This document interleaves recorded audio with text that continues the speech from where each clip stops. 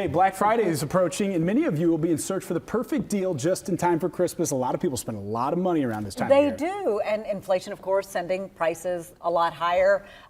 Local financial professional Bradley Rosen from Longevity Financial joins us with some things that we can do to actually stay on budget and save money this year. Yes. Thanks for joining us today. Happy to be here. So when we start talking about shopping for Christmas, your emotions get the best of you, right? Your heart, oh, I want to get this. Tips to the first thing we ought to do. I mean, it all starts with a plan. So that plan needs to list out everybody you want to give gifts to this year. Now, you always say, right, make your list and check it twice. Right. Well, this year we want to make our list so that we can put next to that list what we're spending per individual, right? So we can find out after that list is done, have we met our budget or are we over budget?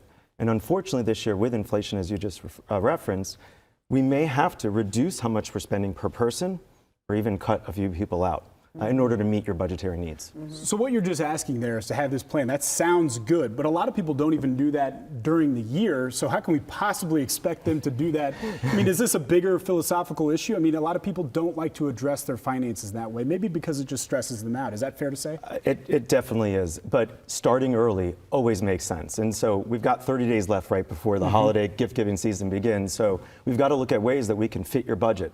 And we have a lot of strategies out there. Such as? So by making that plan, understanding how you're going to spend your money, bring that list with you to the store. I always recommend if you're shopping in stores, bring cash. You can overspend on a credit card. There's a reason Las Vegas gives you casino chips instead of dollars, right? Right. So having that list can make sure that you can check off as you're moving through the gift giving and putting in your basket that you're going to meet your budgetary needs. Now, there's also a big inventory glut from the highest retailers. So we're seeing clearances on all sorts of items. Last month, TVs, 50, 60% off, coffee makers on clearance. Right. So be savvy and look for those clearance items.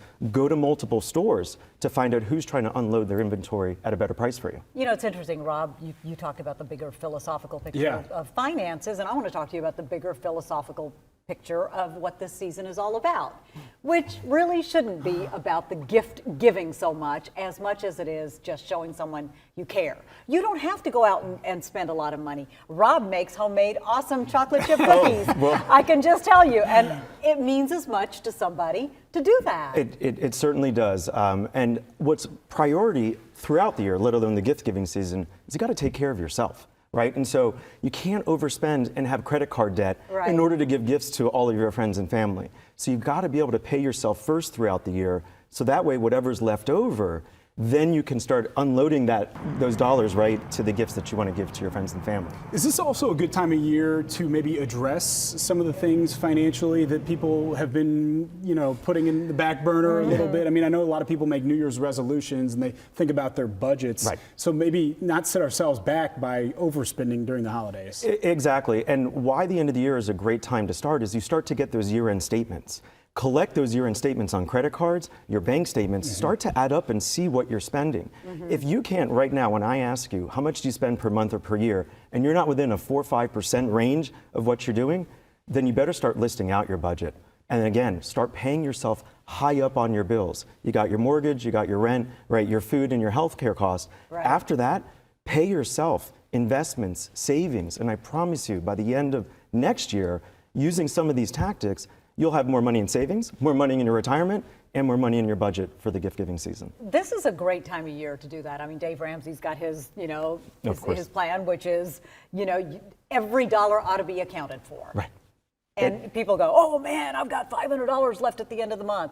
That $500 needs to go somewhere. Right. It needs to be accounted for. So budgeting is the key. It is totally the key. And also, because of this high inflationary world, there's a silver lining.